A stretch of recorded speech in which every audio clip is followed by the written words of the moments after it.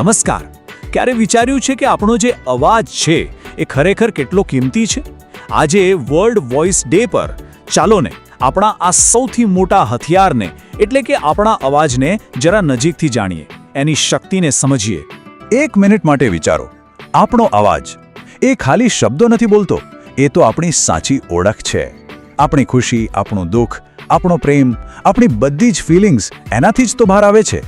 એમ સમજો કે આ એક બ્રિજ છે જે આપણને આખી દુનિયા સાથે કનેક્ટ કરે છે.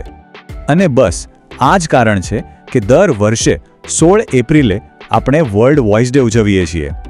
આ દિવસ આપણને એક નાનકડું રિમાઇન્ડર આપે છે કે અરે, તમારા આ અદ્ભુત સાધનની, તમારા અવાજની થોડી કાળજી તો લો. પણ સવાલ એ છે કે અવાજ આટલો બધો ઇમ્પોર્ટન્ટ છે કેમ? ચાલો જોઈએ કે આપણા રોજિંદા જીવનમાં એ ક્યાં અને કેવી રીતે કામ આવે છે.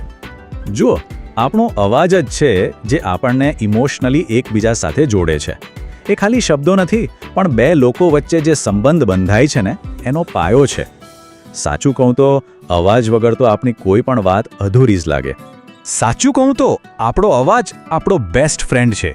પછી ભલે દોસ્તો સાથેની મસ્તી મજાક હોય, બાથરૂમમાં ગીતો ગાવાની મજા હોય, કે પછી કોઈ મોટી મીટિંગમાં પ્રેઝન્ટેશન આપીને બધાનું દિલ જીતવાની વાત હોય, બધે જ એ આપણો સાથ નિભાવે છે.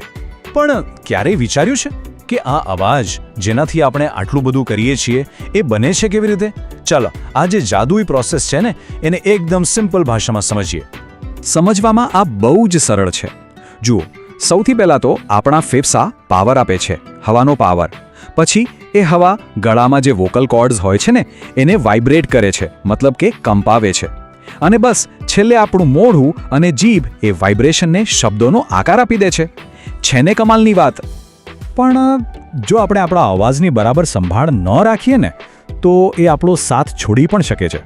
તો ચાલો અમુક એવા વોર્નિંગ સાઇન્સ એટલે કે ચેતવણીના સંકેતો જોઈએ જેને આપણે ભૂલથી પણ ઇગ્નોર ન કરવા જોઈએ.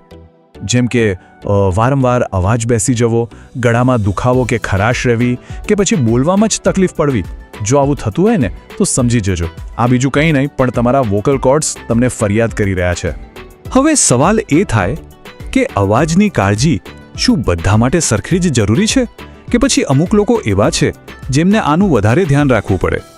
તો જવાબ છે હા, કેટલાક લોકો માટે આ ખરેખર વધારે જરૂરી છે. જેમ કે સિંગર્સ છે, ટીચર્સ છે, પબ્લિક સ્પીકર્સ છે, કે પછી જે લોકો કોલ સેન્ટરમાં કામ કરે છે, એમનો તો આખો વ્યવસાય જ અવાજ પર ટકેલો છે. જો તમે પણ આમાંથી કોઈ પ્રોફેશનમાં હો તો તમારે તો અવાજનું ડબલ ધ્યાન રાખવું પડે. પણ ગભરાવાની જરૂર નથી, આનો ઉપાય પણ છે. ચાલો હવે એ જોઈએ કે આપણે આપણા અવાજને હેલ્ધી અને મજબૂત કેવી રીતે રાખી શકીએ. અને આ ટિપ્સ એકદમ સિમ્પલ છે. બસ ફક્ત આ 4 નિયમો યાદ રાખો.